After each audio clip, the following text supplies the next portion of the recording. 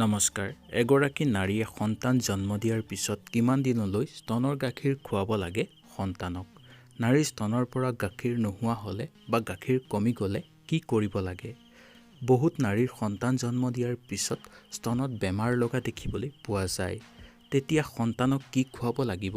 স্তনৰ গাখীৰটো কেতিয়াও খুৱাব নোৱাৰিব, কাৰণ সেই স্তনৰ পৰা ওলোৱা গাখীৰ সন্তানে খালে সন্তানো বেমাৰত পৰিব পাৰে আৰু ভৱিষ্যতত বিপদ হ'ব পাৰে। সেইকাৰণে কি কৰিব লাগিব, সন্তানক কি খুৱাব লাগিব, সকলো কথা এই ভিডিঅ'টোত আমি আলোচনা কৰিম।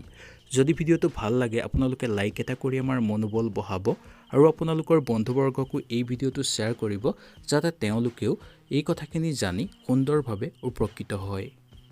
সকলো নাৰীয়ে নিজ সন্তানক নিজৰ স্তনৰ গাখীৰ খুৱাব লাগে অন্ততঃ এবছৰ কাললৈ। তাৰ পিছৰ পৰা সন্তানৰ গাখীৰ খোৱা এৰি অন্য আহাৰ খুৱাই প্ৰাণ ৰক্ষা কৰিব লাগে। মাতৃৰ স্তনদুগ্ধ পান কৰিলে সন্তান সবল হয়, কিন্তু আজিৰ আধুনিক কালত লাজ আৰু স্তনৰ সৌন্দৰ্য হানি হোৱাৰ আশংকাত নিজৰ স্তনৰ গাখীৰ নোখুৱাই কৃত্ৰিম গাখীৰ বা গৰু ছাগলী গাখীৰ খুৱাই সন্তানক লালন পালন কৰে।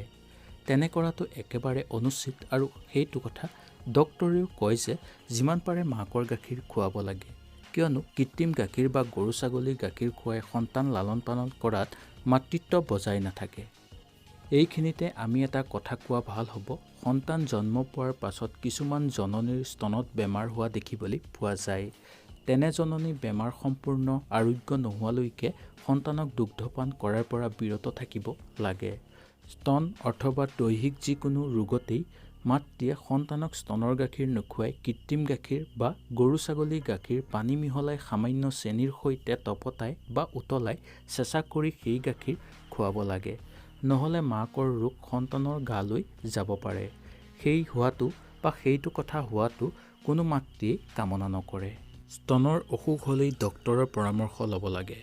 আওকাণ কৰি থাকিলে ভৱিষ্যতত বিপদ হোৱাৰ আশংকা যথেষ্ট পৰিমাণে দেখিবলৈ পোৱা যাব।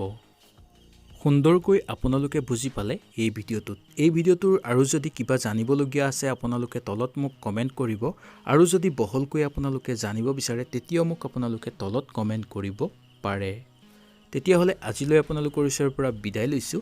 ইয়াৰ পিছৰ ভিডিঅ'টোত কি ভিডিঅ' লাগিব আপোনালোকে মোক সুন্দৰভাৱে কমেণ্ট কৰি জনাব। মই তেতিয়া ইয়াৰ পিছৰ ভিডিঅ'টোত তেনেকুৱা এটা ভিডিঅ' লৈ আহিবলৈ বা আপোনালোকৰ ৰিকুৱেষ্টৰ এটা ভিডিঅ' লৈ আহিবলৈ চেষ্টা কৰিম। তেতিয়াহ'লে আজিলৈ আপোনালোকৰ ওচৰৰ পৰা বিদায় লৈছোঁ। নমস্কাৰ।